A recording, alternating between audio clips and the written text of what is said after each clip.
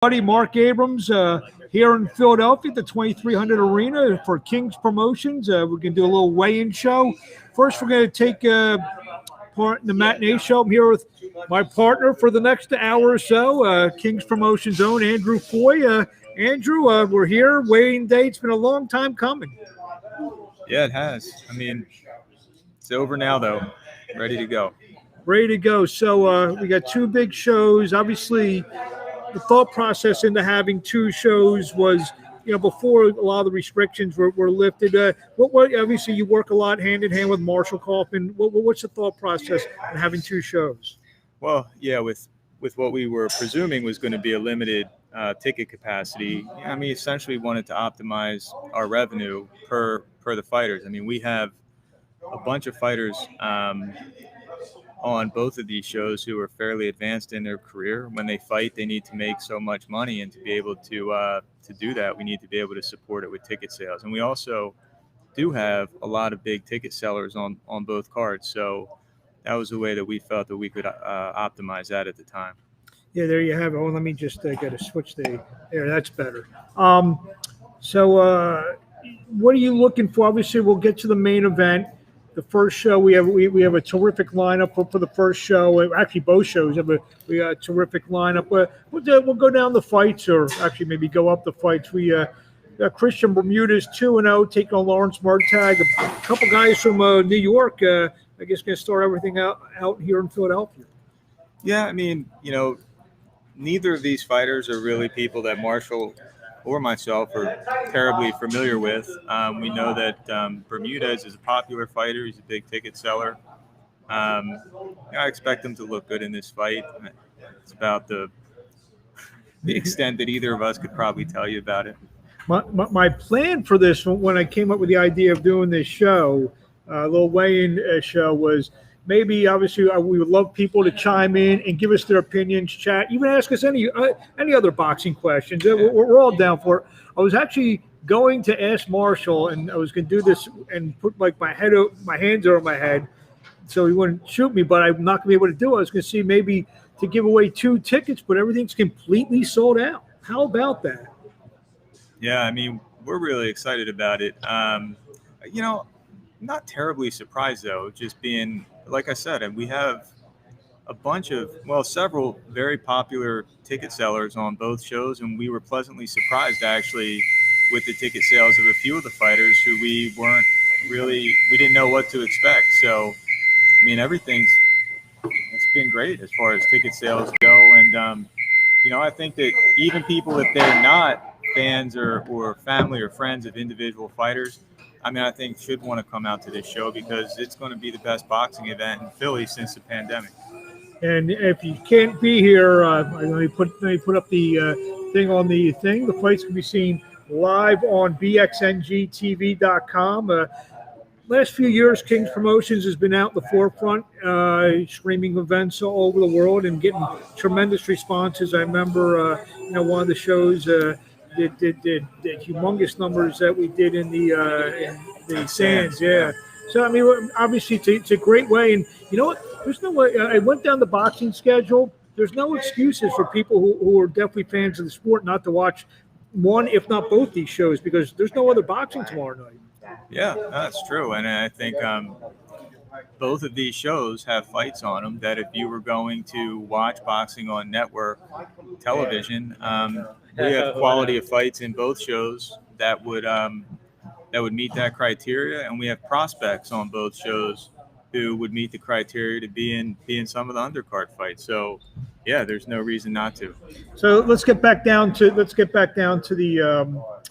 fights itself. We talked about Bermudez and Murtaugh. No, Bermudez, he's aligned with Andre Rozier, who we see in a lot of corners of some major guys. Danny Jacobs for the longest time. His nephew Curtis Stevens for the longest time. Now Edgar Berlanga is one of the hottest names in the sport. We see him in the corner of Andre Rozier. So Andre, knowing him as long as I have, that's a long time. He doesn't just bring guys who he just wants to pass the time with. Yeah, no, I mean certain trainers, that they're not going to waste their time with certain level of fighters, and Andre Rozier is one of the most respected trainers in the United States. So, I mean, certainly this kid has a lot of talent, and there's people that are expecting big things from him. And we're excited to have him. I know. Speaking of, so you're good at this. You gave me a great segue. Talk about excitement. Your partner Marshall Kaufman can't stop raving about a kid named Kadir Albright who's be making his pro debut tomorrow night in a super lightweight for tomorrow afternoon, 3:00 Eastern time, in a super lightweight fight against Isaac Haynes. What can you tell the fans out there about Kadir Albright? I think this guy may be one of the best prospects, certainly in Pennsylvania, if not the East Coast and even the United States. A lot of people know that earlier this year we signed Atif Oberton. He's fought his first 2 fights on Premier Boxing Champions. A lot of people know who Atif Oberton is, given his experience in the national and international amateur level.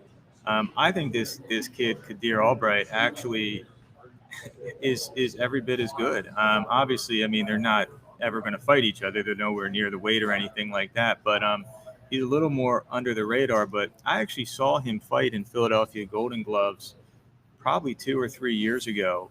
And it was not at a time when I was still promoting in Harrisburg and didn't have aspirations much beyond that at that point. But I just remember being extremely impressed by the guy and thinking that he was a big talent and he was going to go really far in the pro game. And then, when Marshall told me that we were going to sign him, I was really excited. He's the real deal. So this is a kid that, and I have not seen him fight. So this is a kid, like you said, when you were running your promotions, Titans promotions out of Harrisburg, that he was on your radar even back then. Well, no, I mean, he wasn't on my radar because I didn't really have any expectation to be trying to actively sign fighters, really outside of Harrisburg. But I was at a Golden Glove show in Philly to support a couple amateurs from my gym in Harrisburg at the time.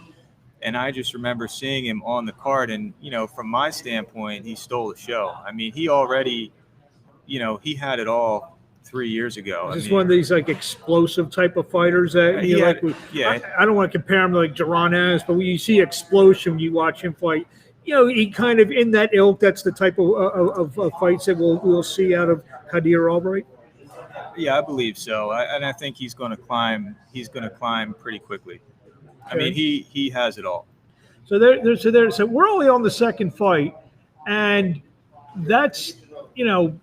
Sounds like it's worth it enough to watch this kid, because when this kid does make it to the higher, levels, fighting for regional titles, world titles, whatever, you can say, I saw his first fight, whether it was here at the 2300 Arena here in Philadelphia or on the screen on bxngtv.com. So, that's one of the great things about, the streaming services, and, you can see undercard fights and fighters that are on the way up, literally on the way up, taking their first steps. Yeah.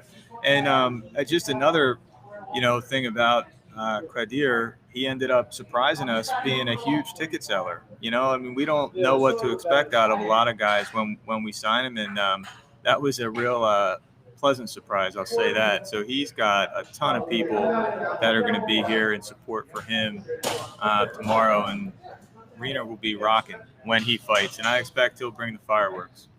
So let's move up the card a little bit. This is an interesting fight. Like I said, Marshall Kaufman, he's one of the few promoters, I say, who's like a real boxing guy, because he was a trainer, he was a manager, he was an amateur fighter. His son, Travis, was the top amateur heavyweight in the country, who rose into up the heavyweight rank. So he's like one of those almost like sweatbox kind of guys. Where a lot of promoters who are great business people and they know the game. But Marshall's he thinks and he puts on great fights. So we're looking at a fight here with Edgar Torres 8-0-1 against Keyshawn Hutchinson 7-5. On paper, it looks like the 8-0-1 guy should be the chalk here. Not so fast, as Hutchinson's won 4 in a row, including some good upsets as I look down his thing. He beats James Martin. How good does that win look right now after what Martin had got the win over Vito Malnicki Jr. about a month or so ago? Yeah, well, I mean, obviously it's a great win, but since we have plenty of time here, I just want to take a second and say, give a shout out to James Martin, because he did look, he looked like he belonged on that stage, and he beat down Vito. And Vito's a young kid. I'm sure he'll rebound and come back. But, he took that fight, what was it, 3-4 weeks after he fought Xander Zayev's. And, I thought he could have been actually better in the Zayev fight, but I think that gave him the confidence to go in there and fight the way he fought against Malnicki.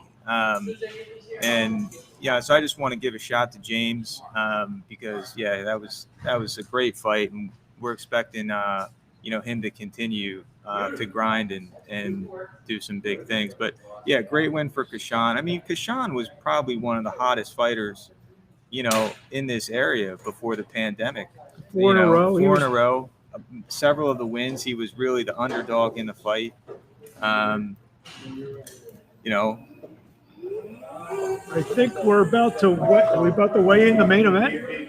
I think we are. Let me turn the camera around. This is a one-camera operation here, so let's turn the camera around and Devar Fehadi and Blake Mansfield. Chairs out here for these guys.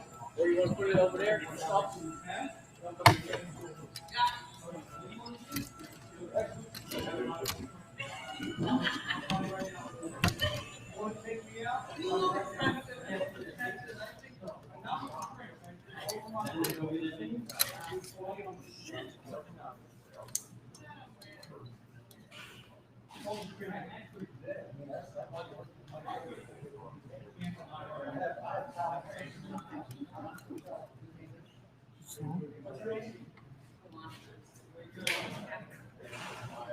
Blake, you ready?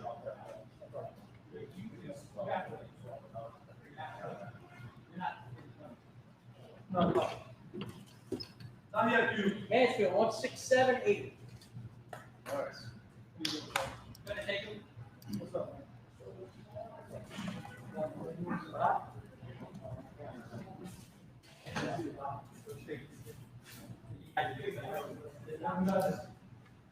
I'm 6, 7, 8. Beautiful. Very good, guys. You want to face low for him? One on one side of the scale, one on the other.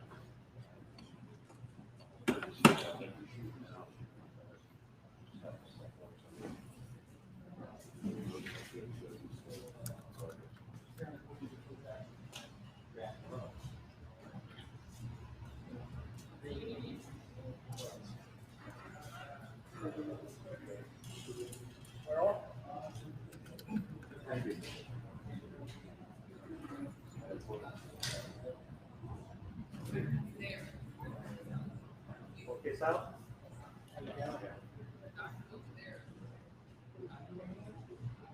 Devar.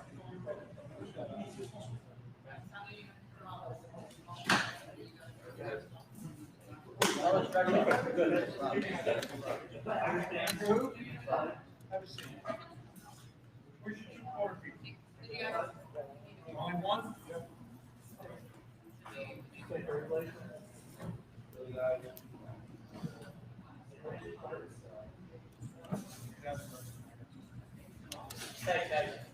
I see you tomorrow. I think you're moving it. There you go.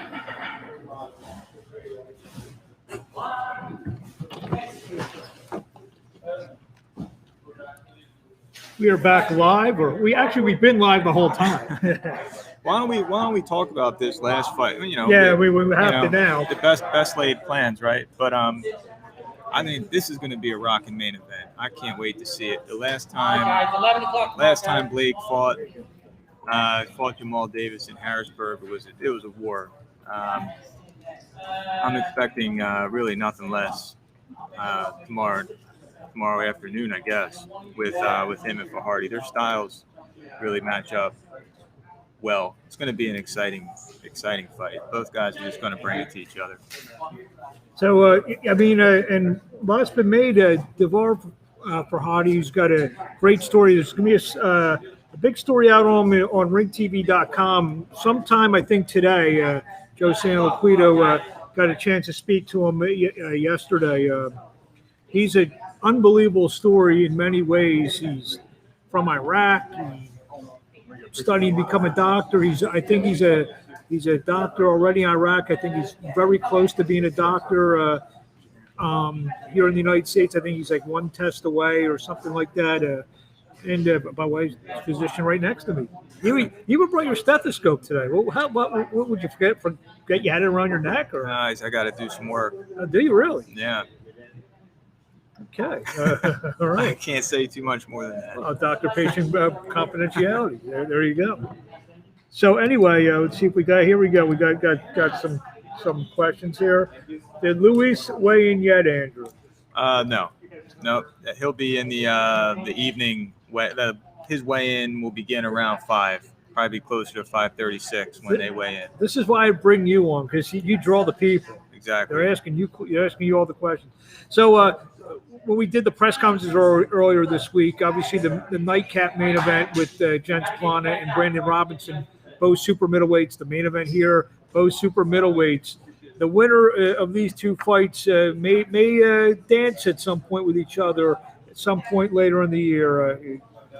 Yeah, I mean, I say the winners dance, the losers dance. I mean, these are the kind of fights where I don't really expect there's going to be a loser. I mean, I think these are going to be, well, of course, there's going to technically probably be a loser, but these are going to be great fights. I just can't see this fight with Fehadi and Mansfield not being fireworks. I mean, the fight with Brandon and Jens could be a little more awkward because we know that Jens is an awkward fighter, and I've come to enjoy watching him because you kind of get into his style. But for Devar and Blake, I mean, they're very traditional kind of boxer punchers, and they just come. Well, I don't want to say boxer punchers. They're really just punchers.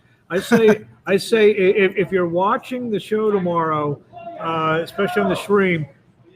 Well, I'm going to say turn the commentary down because the commentary is going to be great with Rich Quinones and Alicia Baumgartner. We'll get into her and her future in a few minutes.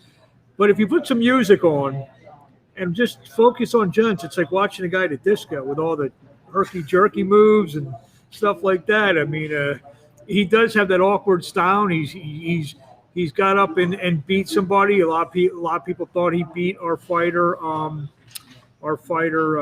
Calvin Henderson. And again, we're talking King's Promotion super middleweights. Calvin Henderson, we can't forget about him. Absolutely not. No, I mean, we're stacked with super middleweights. Yeah, again, Andrew, you're just drawing the people here. I may need to hire you full time. What's up with this? Yeah, I'll give you a good rate. You'll pay me. So anyway, so let's get back to so let's talk a little bit more about the main event that just weighed in. Once you saw both guys, what do you get from the weigh-in? 167.8 for both. I mean, they both look great. I mean, they look like what I would expect them to. They're obviously ready to fight. I mean, Blake Mansfield always has, an impressive physique. I remember when he fought Jamal in Harrisburg and the weigh-in, and somebody, he kind of got up on the scale, and the person turned to me and just kind of said, like, oh, shit, he's going to kill him. It was a great fight. I mean, that's what Blake looks like when he's in shape, and he's in great shape right now. Devar, a little bit of desperation. Not only desperation, but maybe back up against the wall for Blake. When you say it a little bit like that, he's getting this main event. He's lost a couple fights. Now he's getting this main event, gets an undefeated guy, a guy who's been impressive, and Devar's been impressive the couple times that we've seen him, especially the last fight we saw him up here. A win can eliminate a lot of losses and whatnot for Blake Mansfield. Can really kind of catapult him. Yeah, I mean, I think if he were to win this fight, he puts himself in a position now.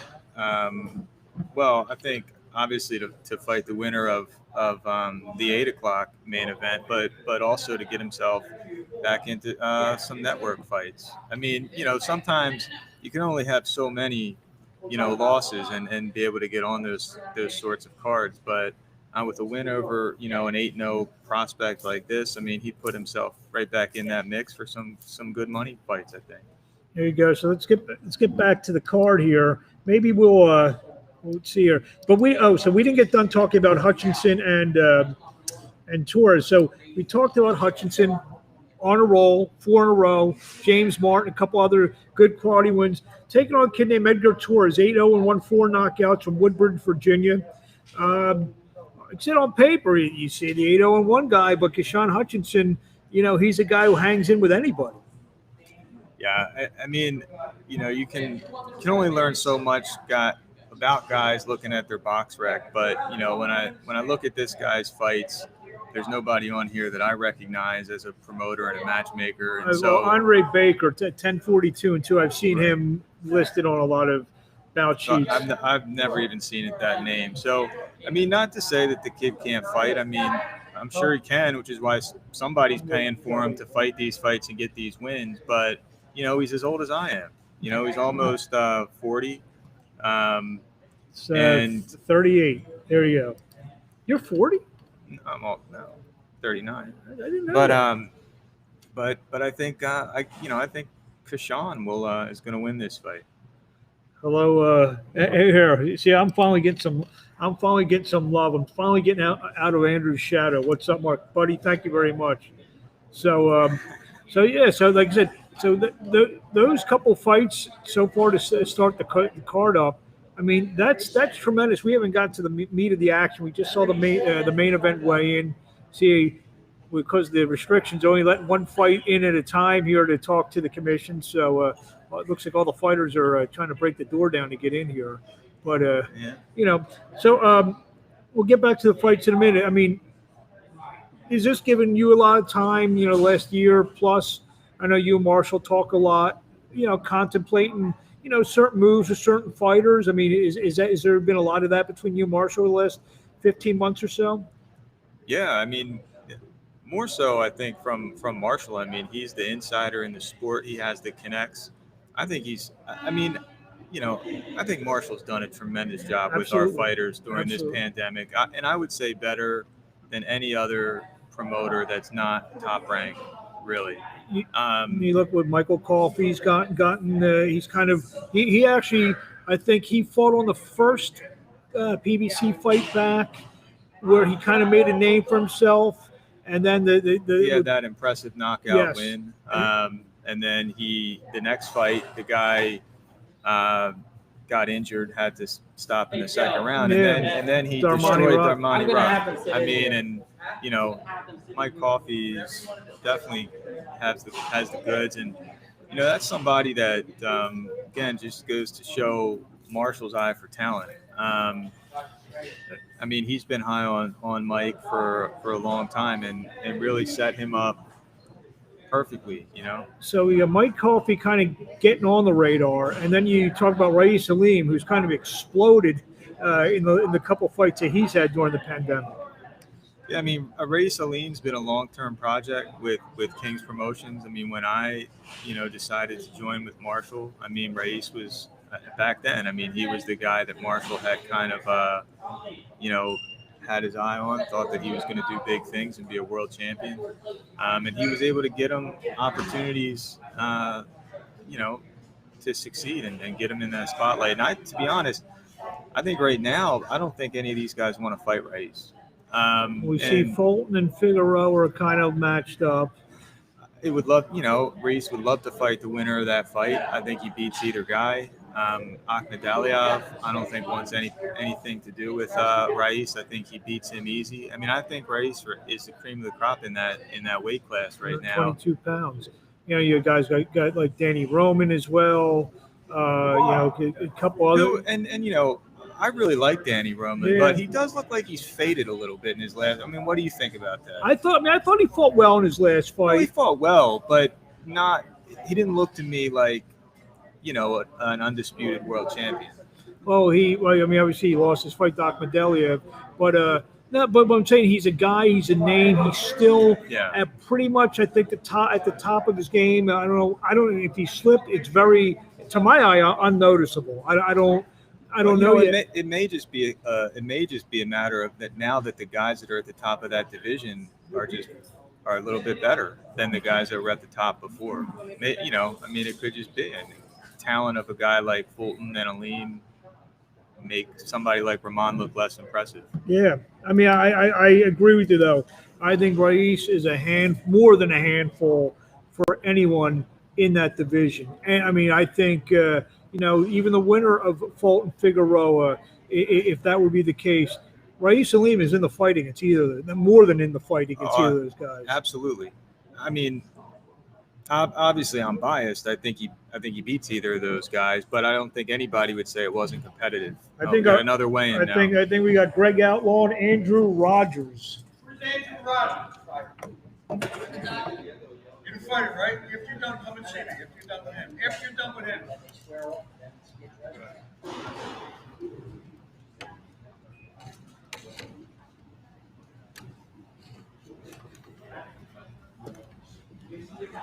Brains behind the operation. Oh, man, you How you doing? All right.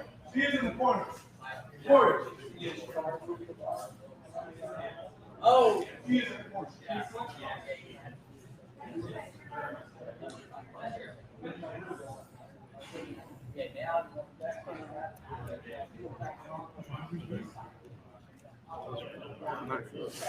I think they said he's with the doctor.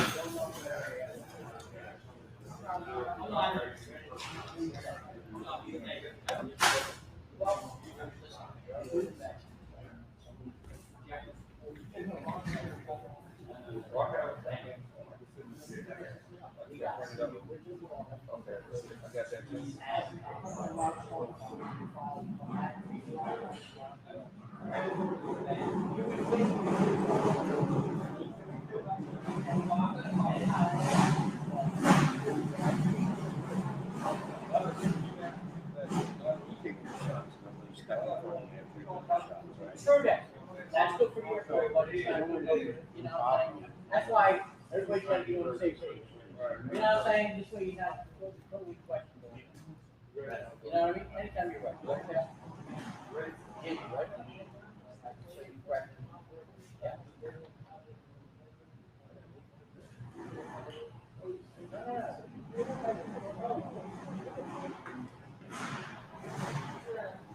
Yeah, then you go square up. 141-2. Hey, the fangs in there. Rich Crew.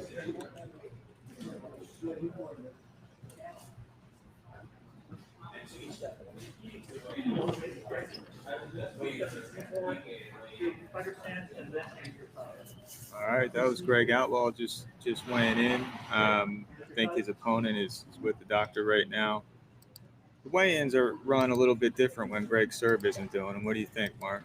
Yeah, a little bit, especially. I mean, I've been sitting through these pandemic weigh-ins, and before I think they were only letting one coach in at a time, and I think now, they said two. Let's talk about Greg Outlaw for a second. One of the most popular boxers, in the East Coast. When he fought, when Jared Hurd fought Julian Williams for the title several years back, I think Greg sold the most tickets for anybody on the whole fight card.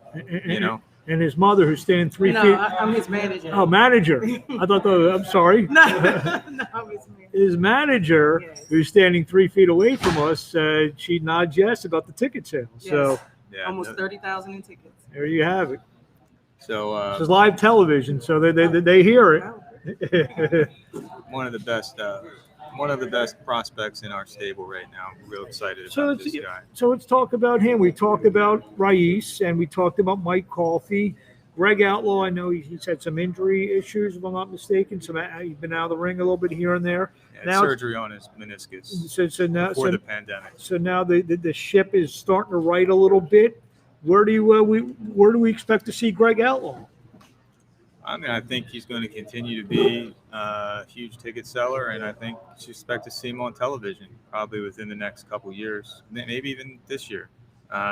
Trains with Michael Fox, trainers Troy Fox, So he's getting great work. His opponent right now is about to step up to the scale, so Mark's going to turn the camera around here. This is Andrew Rogers. Andrew, 141.9. 41.9 for Rogers. One now.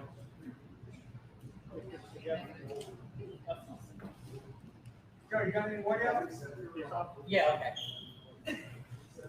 Now we're good.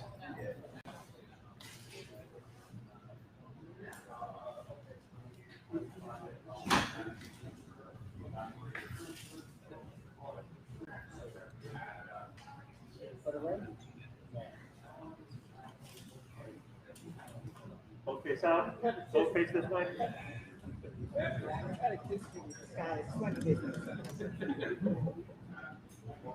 Get ready for Vegas. Stop. Next call. Like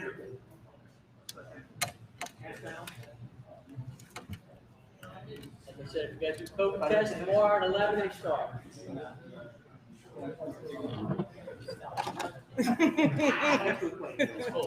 That got intense, Mark. Without muscle like Marshall or I behind the face-offs now to break these up. Hopefully, we don't have any of that today. Our man Frank Bartolini, who we will see here tomorrow, one of the great reporter. What's the name of it? It's a USA Boxing News, I believe. Frank, Frank's been covering the fights for a long time, and Outlaw just you can't see his bias. Greg's taking pictures, and Outlaw's just walking in front of everybody. I guess the more of the story is, Andrew, if you're hungry, just make sure Andrew Rogers is around. He'll butt right in front of you in line. This is going to be a good fight, Greg. This is one of those ones where the record can be a bit deceiving. Andrew Rogers is a tough fighter, and we expect this is going to be a real test for Greg Outlaw. You look at his box rec, and you will recognize names on here. Majority with Nahir Albright, who's who's surging. He's really surging as a lightweight. Nahir Albright, and the cousin of Kadir, if I'm not mistaken. That's what Marshall told me. That's correct. You see, he's going the distance. 14-1. Kevin Torres has got a draw with 8-0. Alfredo Escarga. He got stopped in 2 by Raul Coriel, who's a Golden Boy prospect. But going the distance again, 6 rounds with Wesley Ferrer, Kareem Martin, who we know, who's fought on a bunch of our shows. Kenneth Sims, who just got that terrific win over Elvis Rodriguez out in Las Vegas. Gary Antoine Russell, who we just saw last weekend. So Rogers is tested, and when you look at, he may test, and maybe despite the big height difference, he's going to give Greg Outlaw a test on Saturday afternoon. Absolutely. Yes. To say, I don't know that I'd say it's 50-50. I might say maybe it's 60-40 favor Greg. He definitely has a height advantage and the pedigree. But Andrew is this is going to be a good fight. Very good fight. These are the kind of fights you just don't see on other promoters' cards. And like I said, that's the co-feature for the matinee session. And like I said, I don't even know if it's really the co-feature. We have several fights that could be the co-feature for that. One we haven't gotten to yet, but yeah, we can call that the co-feature. So let's get to that fight then. The one that you are talking about, and I think that's going to weigh in next with a kid that I guess came into our lives in this very building last Valentine's Day of 2020. Joseph Jackson, 16-0 with 12 knockouts out of Greensboro, North Carolina. Came in here as a very unheralded guy. Fought a prospect at the time, an undefeated 20-year-old kid out of Detroit named Derek Coleman on a showbox card. And Jackson was not only won the fight, but was very impressive in doing so. I agree. He was very impressive in doing so. Joseph Jackson is a very good prospect, a little bit unheralded coming out of North Carolina. But, we have some insight on him. He trains with Tony Harrison quite a bit. Was part of Tony's camps before his world title fights with Charlo. We knew he could fight before that fight, and he's the real deal. We're expecting him to be back on television within the next year or so. And he's kind of the next guy. Obviously, he got the win on Showbox. We talked about some of the guys who are closer, like Aleem and Coffey. He's maybe in that next boat with him and Janelson Figueroa Boca Chica, or Boca Chica Figueroa. Which one? I talk to the kid on the phone all the time. He's maybe that next kind of guys to be released onto bigger and higher ground. Yeah, I mean, certainly. I mean, he's right there, and he showed in the fight with Coleman that he belongs at that level. I think Coleman was probably more untested, to be honest with you. And actually, this is a very interesting fight that he has with Terrance Williams. Terrance, obviously, he's one of your Harrisburg guys. Terrance is one of the Harrisburg guys. Terrance is an extremely talented fighter. His record is really not a reflection of how good he is as a boxer. And I think he likes being in the underdog role. In fact, I think, I've been around Terrance a couple weeks ago, and he just seems extremely calm and just focused on this fight. Interestingly, Terrance is fighting because he wants rematches with Nick Hernandez and Eric Spring. But this is a much bigger opportunity, I think, for him. It is, but my point in saying that was that this is, what's on Terrance's mind. Terrance doesn't need that. This is another interesting thing about a guy like Terrance. I mean, Terrance is like a responsible, fully functioning adult. Like, he doesn't need this. He does it because he loves it. And, sometimes you got to respect somebody like that, because his dedication to the training is really, it's really special. And, I think he's an underdog going into this fight. But I think this could just be a real surprise. Because if you look at Terrance's last several fights, Nick Hernandez, Eric Spring, I mean, how much different are those guys than somebody like a Derek Coleman? I don't know. I guess we'll find out. But I think this is a really interesting fight, and I'm looking forward to it a lot. I think with this win, maybe and taking nothing away from Terrance, but maybe another win or two against Showbox type of guys. Joseph Jackson at 32 years old, he's going to be right there, because it's going to be time for him to move. Provided he fights another one or two times after this, probably be closer to 33 at that point. And it's something very interesting to look for. As tomorrow we'll get a bigger sense. Is this guy going to start being on the fringes of some of these bigger opportunities? I mean, there's no reason that he shouldn't be. And I think there's definitely fights with PBC that we can make with him. And I'll probably leave it at that. But yeah, he's right there. Look at you. You're making the viewers hang on for you know what that's called? It's called a tease.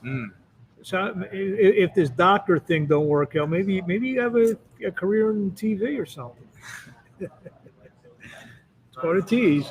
So getting back to the main event here, I just want to harp back on that with the Mansfield and Devar for Fehadi. I think we were starting to touch on Fehadi's story a little bit. A kid like that with the story, he can get to, and he's just 26 years old. I mean, we signed him. I feel like we signed him like 4 or 5 years ago, huh? Yeah, he was still completing med school. A guy like that with his story, that's a story that can catch on. And, I'm not saying he's going to be a crossover fighter where, Nike and all these other, big companies be throwing endorsements down. But what I'm saying is he's a guy who can capture the imagination a little bit of the boxing fans and such, to where people will remember who he is because not only is he a doctor, he's very well spoken. As I wish we were able to sit down and talk to some of these guys before on the show. That's going to happen as soon as everyone feels comfortable doing this. You're the medical guy. When do you think that'll be safe for everyone to do that? Well, I think it would be safe right now, Well- but it's not. Unfortunately, it's not my decision. Why but don't they defer to you? I don't know, Mark. I got to leave that one at that too. So who we have, Wayne? I think we This got is Terrance Williams this here. Terrance Williams here. We'll turn the camera around and see what Terrance Williams weighs.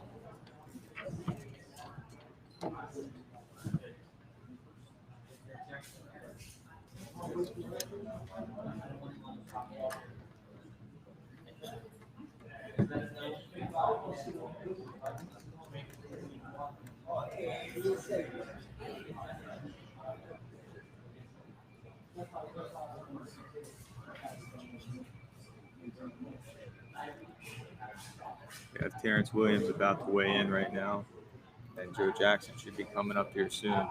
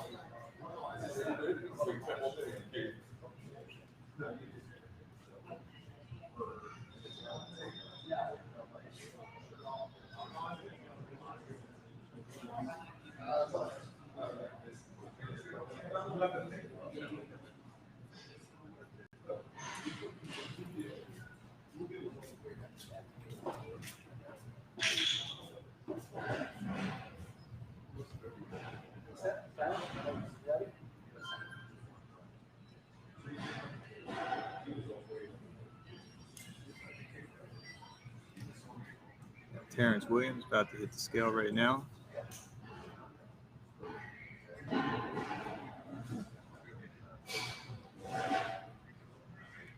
$156.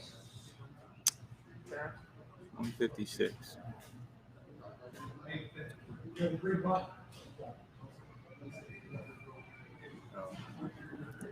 Pound over the contract weight, 154 plus 1. So probably going to have to lose a pound.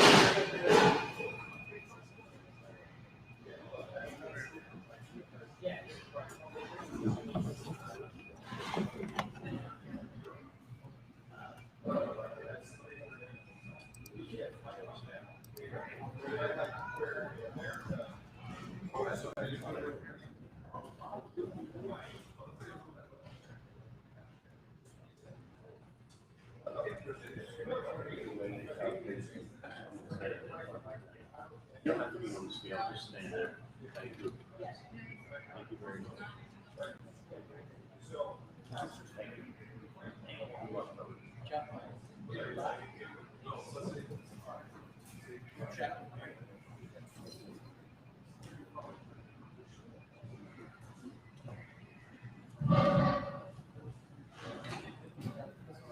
Got the aforementioned Joseph Jackson. He's making his way towards the scale.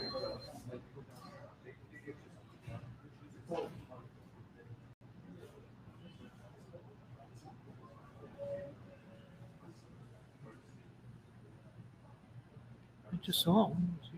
He was right there.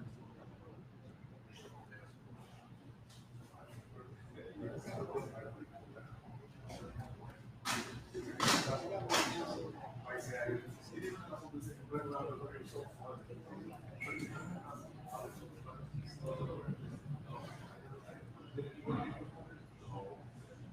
how do you like doing this, Andrew? How do you like sitting here and commentating away? I think it's great. I love giving my opinion on things. Sure do. You sure do. I hear about it all. I hear most of them.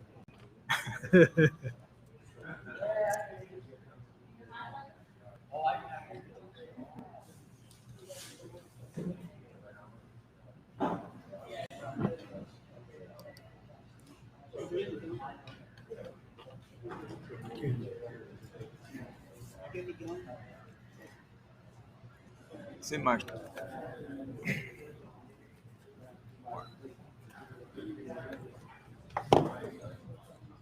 Terrance, I have it in my car. You need some?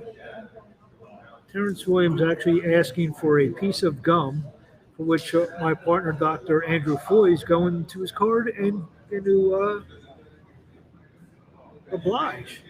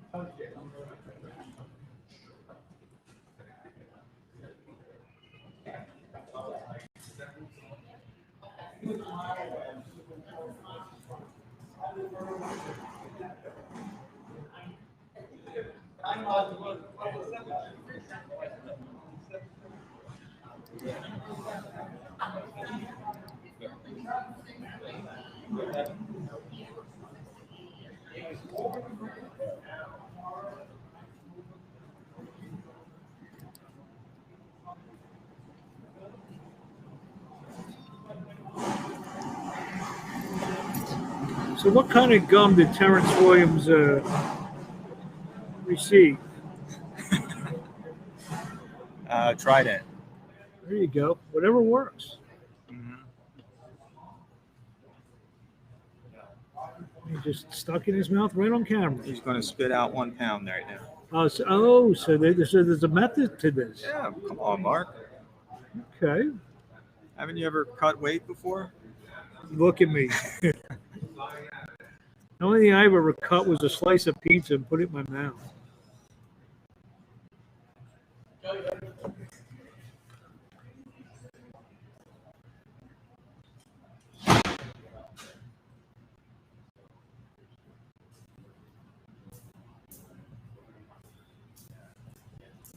Waiting on Joseph Jackson as he's about to come on.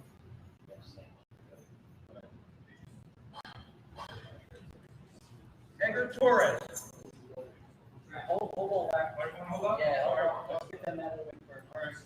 Once they square off and all like that, then I'll come back to you. All the way from Greensboro, North Carolina, Joseph Jackson. Get that right, Joe.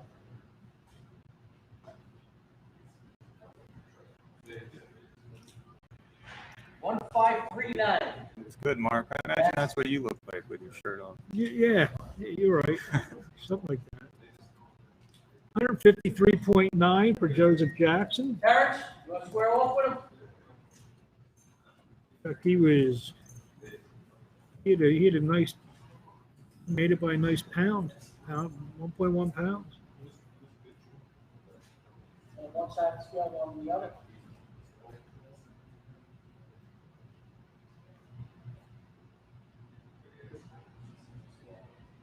Barrel. Put them on. Okay, Sal?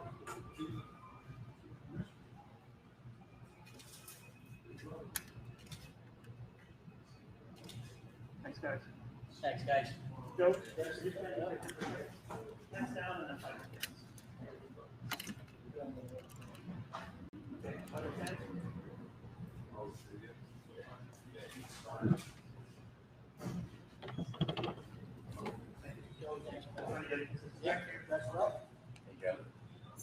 Back here, Mark Abrams and Dr. Andrew Foy.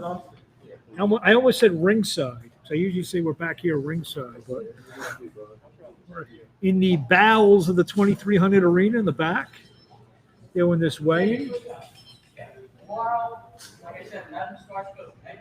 This beats doing paperwork at a weigh-in, doesn't It does, yeah. it? Joseph Jackson, nice to meet you too. First fighters come over and shook our hands. At least we're feeling acknowledged now. You know, everybody knows who you are, Mark. They just know me because I know you. Maybe true. We got all these people watching all over the world. Well, I want to get some comments. What do you like? What are you looking forward to seeing tomorrow night? This great card. I keep saying tomorrow. This is tomorrow afternoon. It's tomorrow afternoon and tomorrow night. Did we go over every fight? No, on no, this? I don't know if we did or not. Let's check.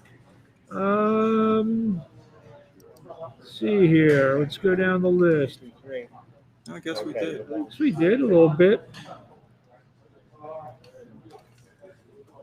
So we have another weigh-in to start at 5 o'clock Eastern. So what we'll do after the next three weigh-ins, what we have left? We got Hutchinson and Torres. So we've done 4. So we just have 2. I don't know. We got to do Bermudez and Murtag, Hutchinson and Torres, and that's it, right? We did for Hardy You still have to do Albright. and Albright. Oh, so this is the. I don't know if we can kill this much time, Mark. Sure, we can. What else you want to talk about? I don't know. There's some good fights coming Talk up. about my golf? Oh yeah, let's hear about that. No, seriously, I want to hear about it.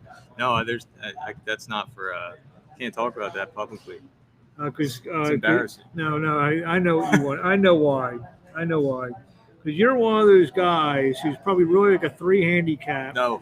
And no. when you play, you want 9-10 strokes aside. I want like 25 strokes. There you go. And you're probably like a 3 handicap. No, yeah. So we got people watching all over the place. We got people watching on the King's Boxing Facebook page, Abrams Boxing on YouTube, Abrams Boxing on Facebook. Follow the money on Periscope. Mark Abrams on Periscope and Mark Abrams Boxing on Twitch. We got a question there Jeremy- about the handicap. Jeremy Watts wants to know what's your handicap. You know Well, him? Mark said 3. Now, what is your handicap? Seriously. It's high. It's all right. I mean, I have My handicap's my swing. So, I mean, seriously, I'm sure it's better than a good portion of the It's country. probably about 18. Okay, what's wrong with that? They shoot a 90. That's terrific. That's on a good day. That's on a good day. Jeremy, what's your handicap? We got more single digit. You know Jeremy? Or no? No. Jeremy? What's your handicap? Maybe we can set something up, a little match play. Go on somewhere between Andrew, and we'll live stream it. There you go. They're like Barstool Sports. Yeah, there you go. Not bad. Not bad. She says, "What's yours, Jeremy?" And by the way, will you be watching the fights tomorrow? He's an 8. Oh, So here we tremendous. go. So here we go. So Jeremy against Andrew, but you got to give him 10 strokes. Bottom line. That's the bottom line. Jeremy, you can be tuning in tomorrow. We've got 2 big shows on BXNGTV.com. First at 3 p.m. Eastern Time. The second one featuring Brandon Robinson taking on Jens Plana in our two super middleweight main events, 8 o'clock Eastern Time. Of course. Okay, cool. So it says $5 a hole though. It's getting steep. Steve? It's getting steep. That's him? There you have it. So we'll negotiate this at another point. So let's talk some boxing. Jeremy, who's your favorite professional boxer?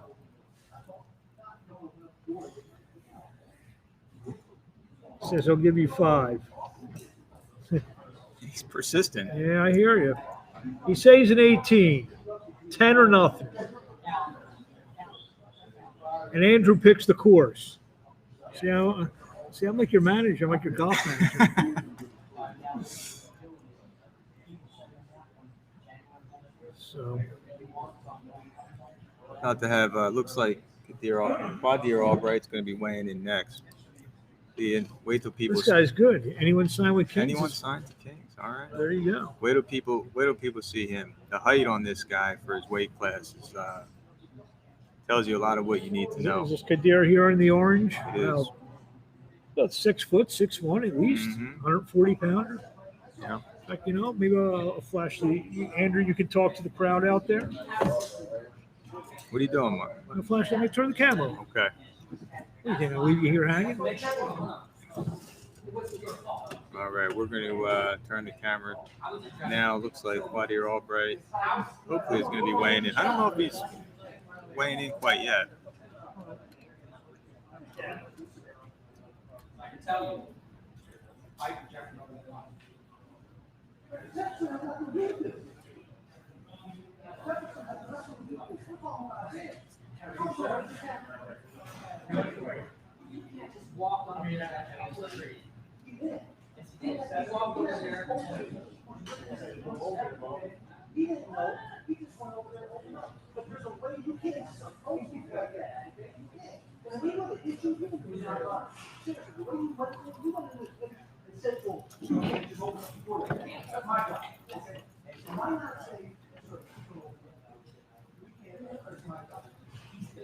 So I'm back here. Are you okay? You made it. You made it through the last 35 seconds. Okay, by yourself.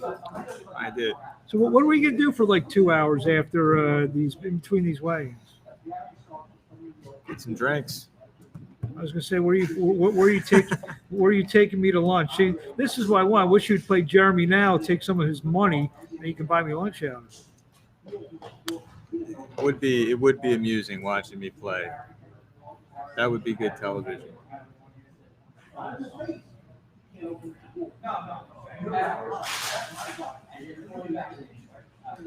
Just answering some texts while we wait. Got the camera right now on Devar Albright. How tall are you? Why don't we have him come over, Mark? I mean, if you can, I actually have a third. Why don't you give him mine and you interview him? You want to sit down? Come on. Come here. Oh.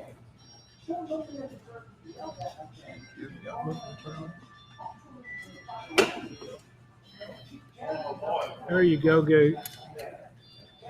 Keep going. There we go. Here we go. I got a pro debuting junior welterweight Devar Albright. He will be fighting tomorrow night, making your pro debut. How you doing? I'm doing good. I'm just ready to weigh in. I've heard some real exciting things about you. Is all this stuff true? It's definitely true. I mean, Marshall was telling me how good you are. Andrew's been talking nonstop about you for the last 45 minutes. And so tell us a little about yourself. How many amateur fights? I had about 60-something amateur fights. And I then- was about 56-13. And did you fight anyone in the amateurs we would have heard of, known? Have you heard of Steven Galliano? Yeah, of course we have. Yeah, I fought him in the Nationals. In fact, this gentleman over here, I believe, manages Steven Galliano. This one over here, Oh, okay. Adam Glenn. Yeah, that's a good friend of mine now. Adam, who produces everything for BXNGTV.com. You got people watching on the screen or what tomorrow? Yep. Do they know where to go? BXNGTV.com? BXNGTV.com. There you go. So from what Andrew and Marshall tell me, that you fight pretty explosive. Yeah, I could do everything. I could box. I could sit there and bang. My defense is slick. I could really do it all for real. And I'm a puncher. And most importantly, I'm like probably the biggest at this weight class. So let me ask you a question. If I need to go to the bathroom or need to get a drink during your work. You're going to miss the fight. No, yeah. That's what I'm saying. Yeah. So don't go to the refrigerator. Don't go nowhere. Yeah. Had a popcorn ready. So is that all seriousness aside, all kidding aside, does that put pressure on yourself to, when you want to, you're saying you're going to knock a guy out in the first round? Right? No, it doesn't put pressure on me. It gets me excited. Now, someone told me your cousin's with Nahir Albright, Yes, yes. That's my cousin. and he's been on a roll lately too. Yeah. So Mhm. he's actually he must be he was a guy. Who's like 6'7" he's not only knocking guys out, he's blasting them out. Yeah, yeah. He moved down in weight now. So what's he been watching your fights? Is that what it is? I passed him down a not- couple things. Now here's my guy. So Yeah. you know anything about this opponent you're fighting on tomorrow afternoon? I don't know nothing about him. I just know he's from New York. To make it extra special to be able to fight a guy from New York and maybe beat on him a little bit. Yeah, for sure, definitely.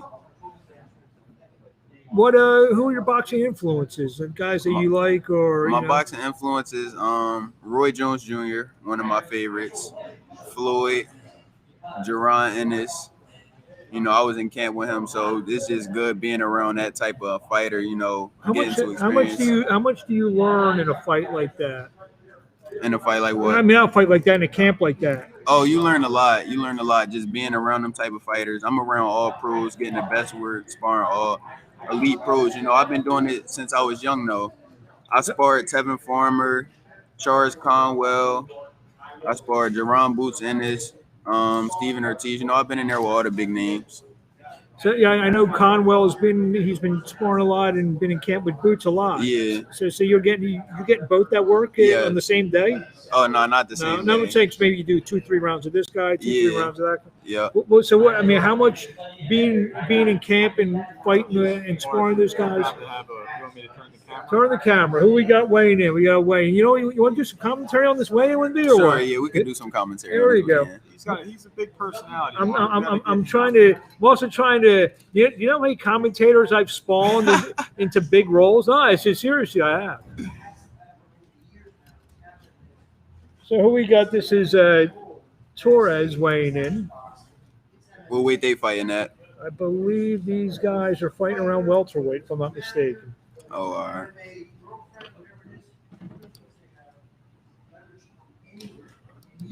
Torres, 147.4. 147.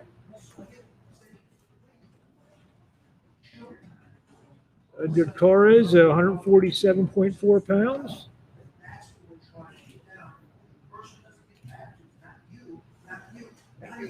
You might see one of these guys in your future. Oh, for sure. How old are you? 21. 21. And why is right now the time to turn pro? Right now is the time. I was thinking about turning pro anyway in 2020 after the Golden Gloves, but you know, COVID came. I made it to the finals. COVID came. I couldn't finish it out. They said they was ending the Golden Gloves. So I said, you know, might as well just turn pro. I was going to fight the last national in December, but they moved it all the way up until this year. So I just felt as though this was the perfect time. So he's be fighting Kayshawn Hutchinson as Edgar Torres. And do you know Kayshawn all from writing? I heard of him before. Yeah, he fought a friend of mine. He fought James Martin. I was also in camp with him. Okay. He's got a big win over James Martin. Yeah, but James Martin just got a big win over Vito. Sure did.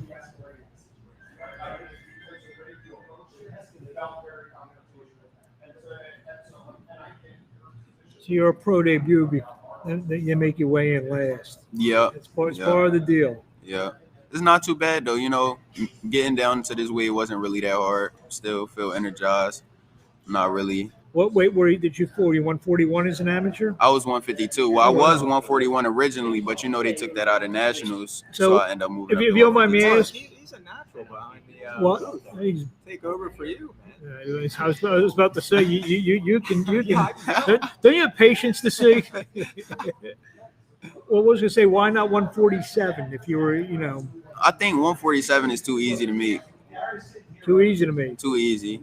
Well, is that what you want? Is it? I'm just asking. I mean, I really want to have that advantage, and I could get down to 140, so I said, why not? There you go. So we're just waiting on Kayshawn Hutchinson.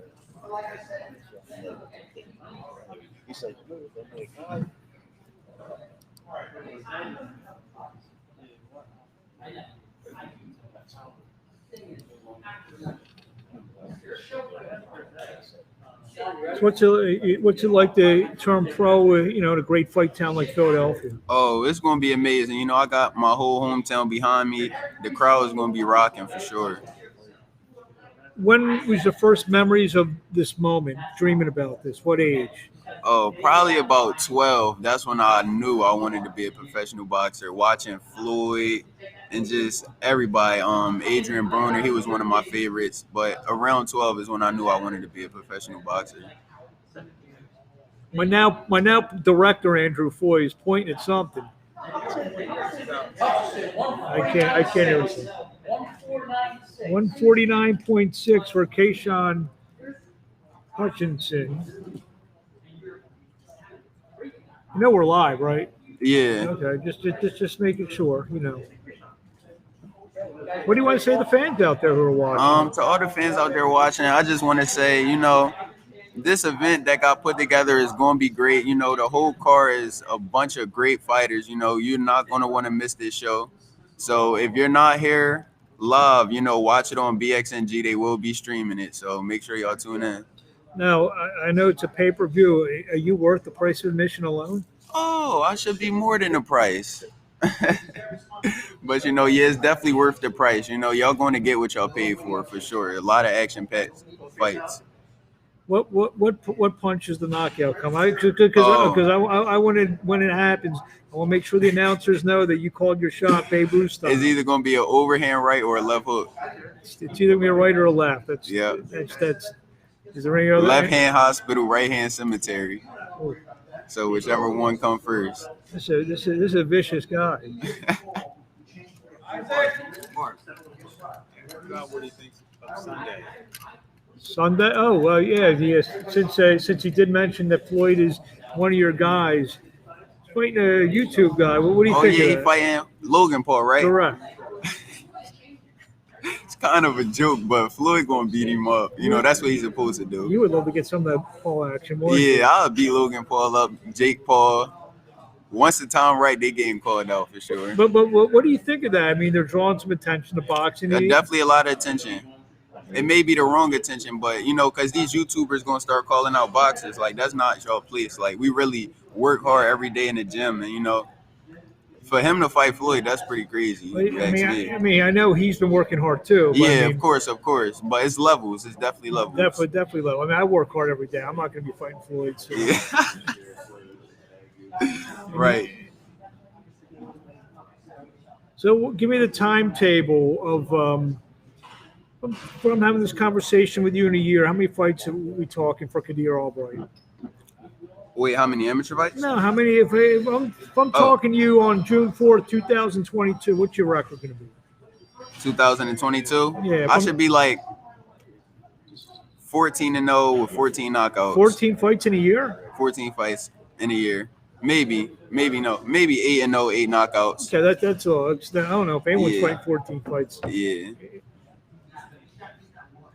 Maybe Willie Pep. Yeah, Willie Pep, who fought like 400 times, but I don't plan on being in there for too long though. They ain't gonna last too long. what's your favorite fight you watched growing up? My favorite fight growing up. I don't really have a favorite You fight. could pop one in the DVD player. What would you put on? What would I You're put on the road. You're fighting. You're fighting in St. Louis somewhere, and you're just trying to kill time in the hotel room. You want to put a fight on. What are you putting on? I would probably just put on Floyd highlights or Roy Jones Jr. highlights. Probably not a specific fight. I just like looking at all different fights in one and just steal different things from every fight. Who would you say you Resemblance? Yeah. I would probably say Roy Jones Jr. the most. What about him? I just like his style. He's slick, just up and down with everything, and he fast. There you go. What got you interested in boxing as a young kid? My cousin, Nair Albright, actually. Okay. I bet you one thing though. You can't sing like Nair. Oh no, he got that. You cannot sing like him. He got that for sure. If I see you singing the national anthem, I'm walking out of here tomorrow. We could duet it one time. No. A little duo. Calm down now. No, I'm gonna leave that to him. So Do you have a prospective second fight lined up or a date? Not yet. Yeah. Everything goes as expected tomorrow. You looking to come back July, August? Or, Yep. July, August. Yep, for sure. And you feel, even though you're still just 21 years old, you can be moved pretty fast, or? Yes, I feel as though I can still be moved pretty fast. Definitely. So what do you like? What do you like to do outside of boxing when you're not boxing? Outside of boxing, you know, I'm a YouTuber, a TikToker. You know, I got 200,000 followers on TikTok. So That's why you want to fight Logan. So, I haven't reached the TikTok level. What do you do on TikTok? I don't even know. I'm a pretty boy on there. Basically, I just post any type videos Apparently, and the girls go crazy. Apparently, you haven't looked in the mirror much, have you? Apparently, no. Yeah, you know, I just go on there and do stuff. The girls go. What do you do that makes a girl goes crazy? All I gotta do is take a video and they gonna go crazy. Dr. Foy, what do you think of this guy? I don't know about TikTok. I don't know about that stuff either. You got 200,000 followers? Yeah. How that happen? Actually, woo, now you're Albright. So you're riding off his coattails then. So he was like, yeah, you know, I think you would do good on TikTok. You know, you got the pretty boy looks and all that. Well, he's Pretty Boy Woo. Yeah, so I need who to are take you? his name over. No, but who are you? I'm Savage C4. Oh man. And this kid hasn't even turned. Andrew, this guy hasn't even turned pro yet. When this kid's like 15, 18, and 0, we're not going to be able to stay in the same room as him, dude. That's why it was great signing, you know? So you signed with King's Promotions. Talk about going through that whole process. The process, it was pretty simple. You know, my coach, Rasheem Jefferson, he been knew about Marshall. So it was just, they had met up when James Martin had fought, and, you know, my coach was telling him, like, yeah, we got this fighter for you, Quadir Albright. Like, he's a really good fighter. He told Marshall. Marshall believed in his word, and we here now. You know, I think this is the best promotion for me. We a team now, and we about to get it lit. Suppose I told you Joshua Fat Ortiz is watching. He's shouting you out a little bit. Oh yeah, that's my guy. You know, we was in camp together too. I sparred him a couple times. You know, that's my guy. It's unbelievable. I need some of these followers. How do I live off of you a little bit? You know, we just gotta be around more. You on Instagram? Yeah, I'm on Instagram. I'm on Instagram at Real Savage C4. What how many followers you have on Instagram? Think about 18,000. Yeah, I got like 960. What the hell? I'm on every day. I'm doing interviews. You joined our press conference the other night, and you did well. You did very good on that. Thank I you. must say that. I think I tagged you in it, didn't I? I'm not sure. On Instagram, I think you may have liked it or something. And yeah, I only have 960. I don't know what to do here. So trying to think of things to ask you because you've already answered everything already. I don't know. Who's your favorite artist to listen to? My favorite artist, beside your cousin. Probably Little Baby. You heard of Little Baby before? No. You heard of Lil Durk? No. None of them. Or These new kids. You ever hear of the Rolling Stones? Nah, I never heard of them. They're It's past so my even. time. So what are you trying to say? I'm old? Nah, not really. Nah, the Rolling Stones. Bruce Springsteen. You ever hear that guy? Nah. The farthest I could probably go back. New Kids on the Block. I just saw them in concert last year. They're good. Boys the Men is probably the farthest I could go back. Now, Boys the Men was in Philly. From Philly? Would you have ever heard of them? Probably not. Boys and Men? Yeah. Yeah. You know they're from Philly, right? Yeah. Just making sure. Just making sure. Well, you're from just outside Philly. Where you're from? I'm from Philly. Are you from Philly? Yeah. Where they have you? They have you listed from somewhere else on. Oh, Chester. Chester. Yeah. Yeah, I've been in Chester for a while now. Oh, well, where were you from originally? Philly. Okay. What Moved part? to Chester. West. West Philly. Shout out. Yeah. Buster's Gym as a kid. Nah. I used to box at Cobb's Creek. Okay.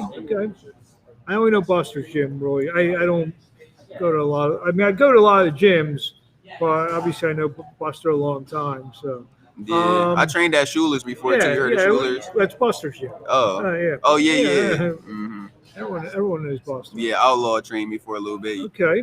Yeah. So I think you're about the way in. You maybe, I don't know if you're next up, which is only 2 left. Hopefully. What's the post weigh in meal? Oh, I think I'm gonna get some chicken Alfredo, or Popeye's chicken sandwich, spicy chicken sandwich meal. Is that good for? Is that good when you're? I'm asking. I don't know. You're gonna box 24 hours from now. Is that good? Probably not. So why you? So why would you have it? But you probably not. I I'm mean, gonna teach you. I've been around this game 19 years about discipline. yeah, it's definitely discipline. But yeah, I'll probably just get chicken Alfredo for the most part. Wait, we might have to get you on a broadcast at some point, just to Yeah, for sure. because you're not shy. Nah, yeah, I'm used to being around the cameras. I used to do YouTube videos and all that. What kind of YouTube videos?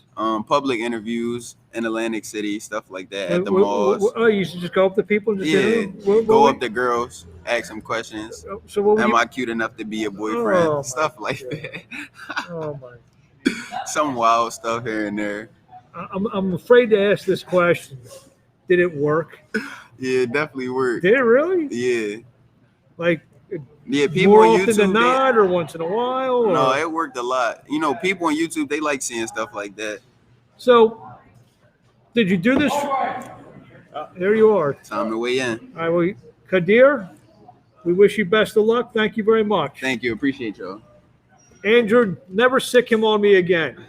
It's going to make you a lot more popular.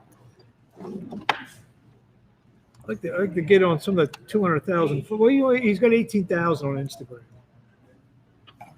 Back with Andrew Foy. What's up, Doc? Take care of a couple of patients while you're away. Yeah. All right. So I know you're right around here eavesdropping. What do you think of Kadir Albright? I know we talked about him a lot. You told me how explosive you are. With the personality, I mean, Well, I getting think back. that's as exciting as his boxing ability because you need both. I mean, it takes both to be a celebrity in this sport. There's a lot of great boxers that are really not celebrities. So to have that kind of that it factor and that personability and just, I mean, that means so much. So it just makes me even more excited that the fact that he's with King's Promotions. So we're just waiting on him, and I believe his opponent is Haynes, Isaac Haynes, out of New York, as Kadir said before. And I mean, these sorts of debuts are always interesting because he's a debut as well, right? And so, I mean, he probably has not near as many amateur fights, but Looks like he's about 29 years old. It's still, it's one of these things where it's a box of chocolates. You don't know what you're going to get with somebody like this. You don't know who he's been sparring in the gym, how he's been doing against those sorts of people. Obviously, we have tremendous confidence in a fighter like Kadir Albright. He's seen everybody, or he's seen all the top levels. But this could be an interesting fight, depending on how this guy comes into it. He probably doesn't know that he's the B side here. So things have quieted out a little bit, I guess, after 4 of the 6 weigh-ins. A lot of the guys have gone on their way I'm surprised that Kadir. I mean, I was trying to be serious. I was asking a question. You actually, as a physician, you may know some about diets. After a weigh-in, what would be an ideal meal? I mean, usually the ideal meal is going to depend to a large extent on how hard the weight cut has been. So if it hasn't really been a hard weight cut, it really doesn't probably matter very much. If it has been a hard weight cut, you kind of want to be careful, and you actually want to eat a fairly small meal because you get a lot of blood flow to the gut and can actually make you feel pretty sick. If it's been a hard weight cut and you haven't eaten for a while and you're pretty sucked down to make weight. But he doesn't seem like, most guys, when they're making a hard weight cut, they're not very pleasant. And you can just tell he didn't really seem like there was a whole lot of concerns. I mean, you can walk like 6'1" and 140 pounds. And granted, he'll be 150 by the time he fights tomorrow afternoon. But I'm now you actually made this, not you, but you and Marshall, one of the things that's almost like a must watch tomorrow. The way you guys are talking to him and the hopes that you guys have for him. Yeah, I mean, we expect him to be on television real soon. I mean, he's that big of a prospect. We're getting close to him weighing I mean, in. and when you think about, he would have probably gone on to do very well at National Golden Gloves last year, but unfortunately, it got canceled. Well, who's the last guy similar to him that did well at National Golden Gloves, but was kind of an under the radar prospect from Philadelphia? Yeah, well, Boots wasn't. No, it was, yes. He was more. I mean, I've known. I mean, I don't want to say under, because he got, they had that stage, right? He didn't really have the opportunity, to do it because of COVID, and he didn't end up fighting nationals this year. But I think it's maybe a little bit of luck, good luck on our part. Yeah, because had he been able to, had he done that, that might not have been something that would have been possible. But that being said, we still signed Latif Overton. Yes. And he was, so I don't think that's a huge restriction on us, but No, I totally understand what you're saying. Totally understand. This is actually been doing all these interviews for the last year and a half. This is actually one of the longest. We're almost an hour and 30 minutes. yeah, it's been long. Still got another. I don't know if that's a indictment on me or, but we. Well, no, it's these weigh-ins are. If this was a normal weigh-in right now, where we had the people here and the fighters' teams, there'd be a lot going on. I mean, I think this would be exciting for people to kind of have that perspective. And once things open up a little bit more, we'll be doing Right. that. We'll be doing that, and I'll be doing it before every weigh-in that I'm at, whether I'm with the promoter or with somebody. I'm planning to do a bunch of streams with going to major fights around the world, and it's going to be something a little bit different. So, and be able for some of the fans to talk to some of the biggest fighters around the world, and we'll get that taken care of. So, got another 2 weigh-ins, and then we can have a little lunch. I think sometimes these kind of club show weigh-ins are more entertaining than when you go to because they are so organized. Those big ones like PBC and whatnot. But these ones, especially at the 2300 arena, can get a little bit rowdy in a good way. Well, the 5 o'clock weigh-in could get pretty testy because we had a little snippet of it. Wednesday night when we did our press conference with Jens Plana and Brandon Robinson, and obviously they had some words for each other. We had some. It's a Greg Hackett walking by. Trainer fighter extraordinaire, Greg Hackett. So they had some words for each other during their and they were states apart, and I felt like I had to break them up. Yeah, I mean, I think at the weigh-in it'll be more subdued just because of how few people are allowed in right now. But Jens is going to be confident. Let's see if wonder if we can get the boss in here for a minute. Is that possible? What do you think? Oh, he's walking by us. So. Yeah, walked that far. I don't know where he walked to. That's the only place, unless he went to the bathroom. Who's that? Let's see. Let's see if Marshall will grace us with his presence for a minute or two. Hey! I grace you with my presence. Hey! Get you over here. We're in. Here's who you got from stock. Come right in. We just got shot down by Marshall. Then we got one more, so by 3 o'clock. Let's Then we'll do the same thing. All right, Marshall, the second shift. Let him come in. It's too hot out here. Listen, I agree with you 100%. What do you want to think? Guys are trying to make weight. You want to stand out. You're talking about safety. I agree 100%. And listen, it's not like everything's closed up. Everything's opened up.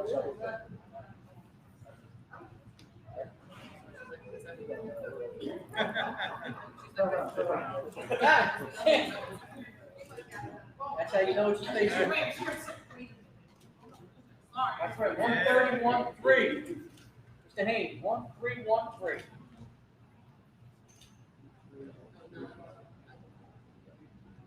Hey, how you so lucky? Take some pictures. That's that darn sun, man. You ain't Say saying 1313. Isaac Haynes weighs in at Mr. Haynes. 131.9, fights at 140. Albright seeing the doctor right now. You don't see that very often, Mark. no. This isn't a fight I'd want to go in 9 pounds underweight for. And listen, it takes a while, so you definitely want to come in on time. Yeah, get yourself.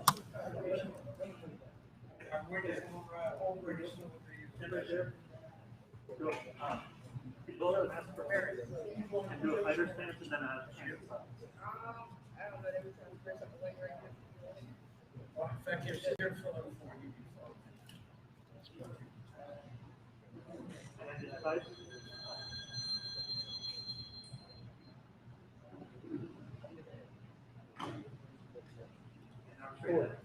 So let him get out. Let me get some control. Yeah, cool. Hurry up, take- Yes, I'm sure they are. They're all good.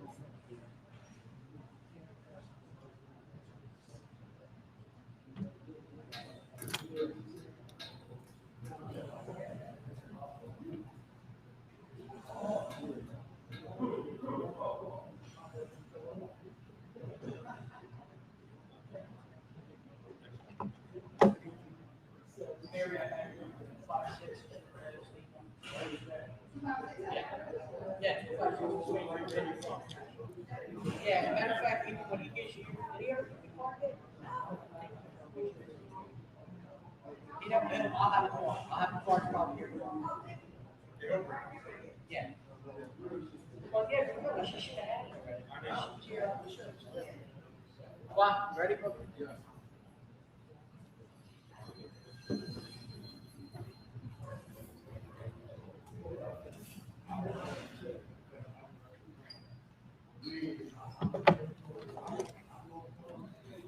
Next on the scale is my real co-host, Kadir Albright.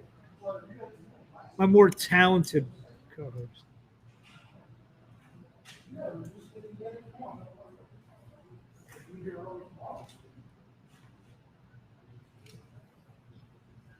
$142.8.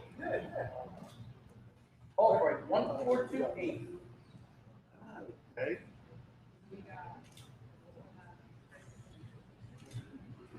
So as of right now, we have an 11.5 pound weight advantage for Kadir Albright. Where's he living? I think this fight was supposed to be at 42.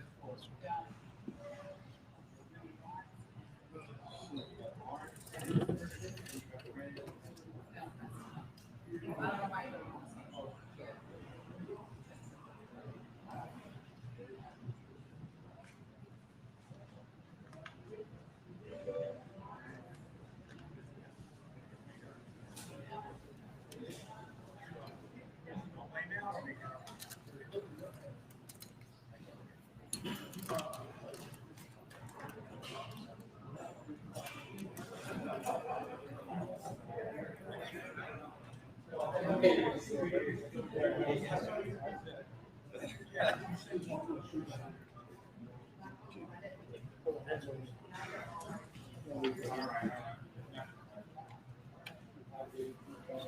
think Haynes going to reweigh in with his shoes on.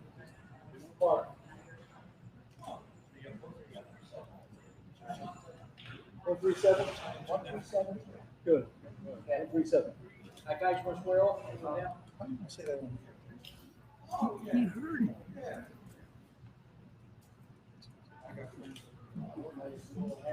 Who picked it up? What? The microphone already picked it up. Oh, you're supposed to weigh in with the shoes on. You don't have to repeat it. Like you want to do it for Rodney Rice. Thanks, guys. It's live television, Mark. That is the beauty of live TV.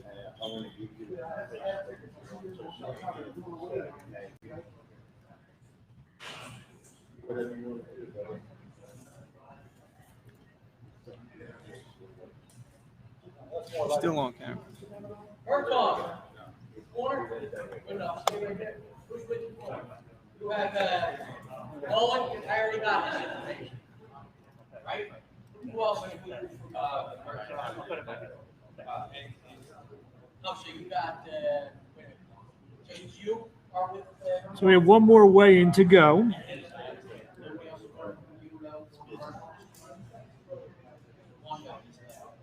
Christian Bermudez and Lawrence Murtagh. Bermudez 2-0.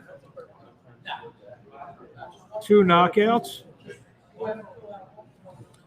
As we mentioned, he out of the Havoc stable in Brooklyn, New York. I think Christian just fought here in Philadelphia, scored a second-round knockout on May 8th over Joseph Santana.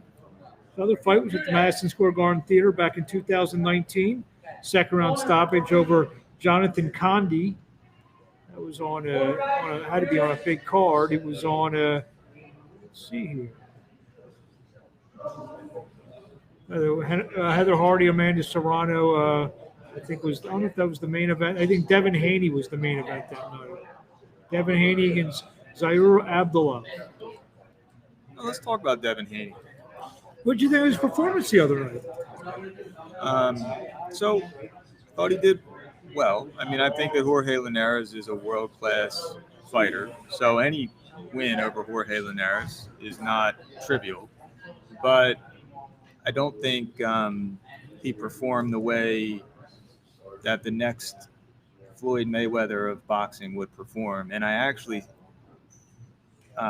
don't know what Jorge Linares was thinking after he had him hurt, because in the 11th round, Haney had no legs, and he wasn't holding well, but I felt like Linares was letting him hold.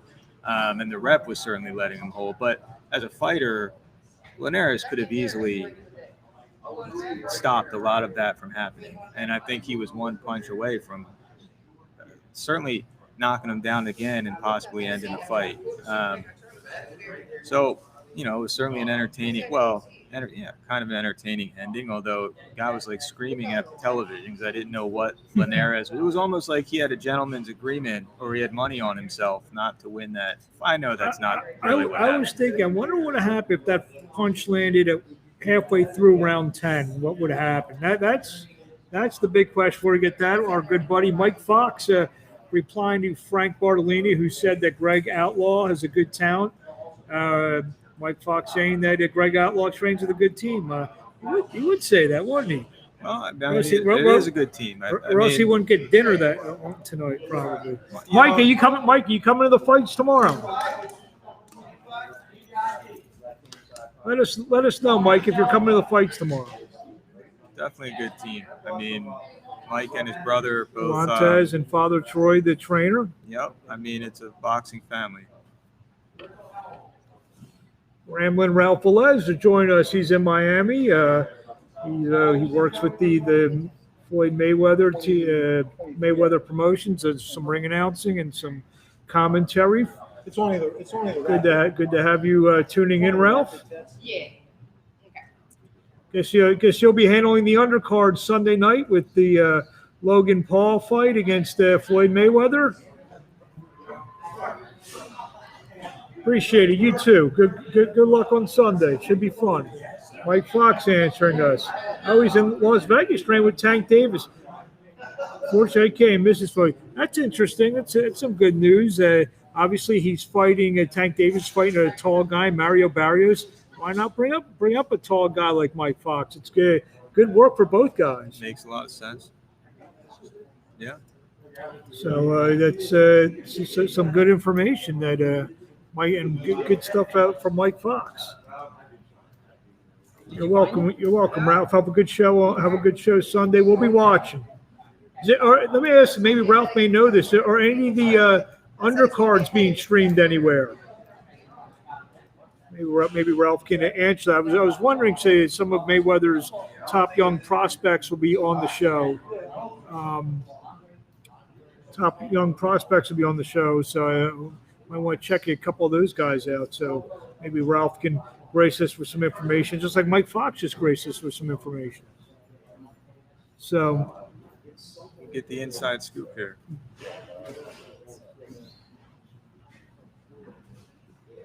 We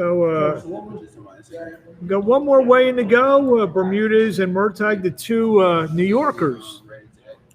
I don't mind making New Yorkers wait, do you? I don't think either of them are here. Well, Bermudez is definitely here. I saw him There's Andre. because Andre's here. Like 2 days out, I already saw you post the food. I was like, he's thinking about it. I know what my fighter is like. When they're talking about food a couple of days out, they're suffering.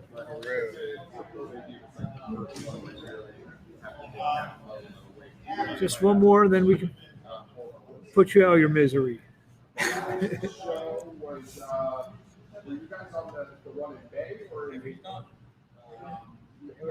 What else is there to talk about? Got some good fights coming. Wilder Fury 3 for the lineal heavyweight championship of the world and the WBC championship of the world. What are your thoughts? I think Fury's very live in this fight. A lot of people are sleeping on him. You mean Wilder? That's what I mean. Yeah, A lot of people are sleeping on him, I think. I don't know. I guess it's hard. I was, high on Wilder before the first Fury fight. I still felt pretty good about him afterwards. I thought he got dominated pretty handily in that last fight. It's hard for me to imagine, what he would do to necessarily turn the table on something like that. I suppose it could have been an off night. Who the hell knows? I mean, a lot of weird excuses were made, which also kind of detract from, I think, just detract from him in general. I don't know. He's a puncher, so a puncher's always got a shot. I don't know. And then Spence and Pacquiao. Not that interested in that. No, why not? I don't. I A guy am. like Pacquiao's had a great career. I don't want to see him go out. How many more good fights does he have left in him? Well, maybe he's got one more. He only needs to have one more. I think that fight with Thurman would have been a great way for him to go out. And I mean, Thurman was a great opponent for him to fight, given that he wasn't very strong. Well, I don't want to say he wasn't strong, but he wasn't the top of that division. Was coming off an injury. It looked terrible, not terrible, but he didn't look like a world beater in his kind of tune-up for that fight. I forget who he fought, but I just remember thinking, it doesn't look like the Keith Thurman who fought Sean Porter. Yeah. And it was kind of the perfect fight for Pacquiao to kind of get one more good chance, and he made the most of it and he looked great. I don't think I would expect him to look that way against Spence. I mean, that's a conventional wisdom, but still, the great old champion, the legendary old champion, getting one more shot at it. Coming off a great win over Thurman. So, you know what? I mean, obviously, it's been about 2 years out of the ring for Pacquiao, which at 42 years old probably isn't a good thing for him. You wouldn't think so. No. And you just I hate the idea that he might go out. I mean, when have these kind of last stands in boxing ended well. Well, none of them do. I mean, Right. none of them So, do. I mean, when you think about how Pacquiao's last fight was, that would have been a great ending to a great Well, career. yeah, You know, you that was a figure very that. legitimate, win. And now, I hope he can hang in there, but we'll see. I guess Yeah. we'll see. I think he'll put up a better effort than he did in the Mayweather fight. That's what I'm hoping for. I don't expect him to win, but maybe give a couple moments of trepidation for Errol Spence, and maybe that's the last stand. And reality is, I mean, of course you know this, but styles make fights, and Mayweather can make anybody. Yeah. Well, let's go to our last weigh-in.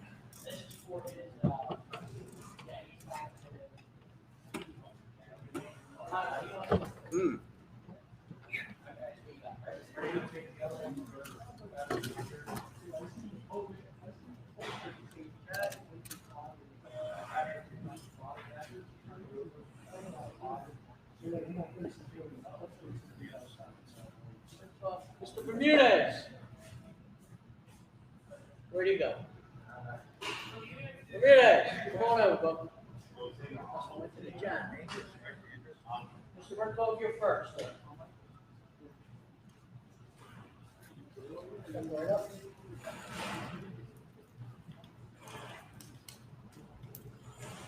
Berthold, 142-1.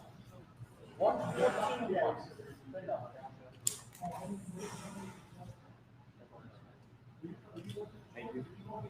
Keep your shirt off. Yep, get ready to square off, all right? So we can come home. Mr. Bermudez. That couple of hands.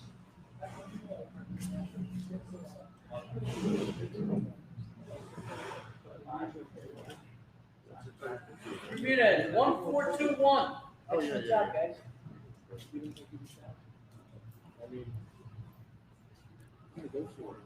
Guys, want to square off, put your shorts on, keep it clean, so we don't get out of here outside. I think I have enough time. Carlos, Both of them, Larry, 1-4-2-1. I'm gonna step back over Yeah. Yes, somebody go to get your feet on the side in the background. No? So you said it's usually. Okay, you have 1-3-4. That's great. No, No, I'm not. Excellent job. I'm just trying to negotiate. Both face out? I mean, he's not. Like I said, bar 11 starts Kobe. Thank you, gentlemen. Thanks, guys. Both of you. In turn. Thank you, guys. Next one's at 5. Well, Andrew, we are finally come to the conclusion of our. Let's finish that last conversation because I think it's a good one to have. I mean, you bring up a good point. Well, maybe I brought up the point. I don't actually remember. But styles do make fights. Me, but okay. Mayweather, can negate most styles, particularly, a puncher, pressure fighter like Pacquiao. That's a style that he's always, handled his whole career. That's not Spence's fight, and so Spence is more of a traditional boxer puncher. Somebody, depending on the energy level of Pacquiao for this fight, he could get to somebody like Spence. I mean, Porter certainly did. Porter certainly got to him. It's hard to imagine how even strong Manny would be for this weight, and how big of a welterweight Spence is. But I guess maybe I talked myself into being a little more interested in it. Thank you, go. Mark. There you go. Thanks, Mark. They should give me half of your pay-per-view money when you buy it on July 24th. Oh, that's Fury Wilder's July 24th, August 21st. Andre Rozier comes over and says hello. Yes, sir. There he goes. Well, All right. We'll see you guys back for the second weigh-in, probably a little bit after 5 o'clock Eastern. Enjoy your lunch, dinner, or depending on where you're at, maybe a late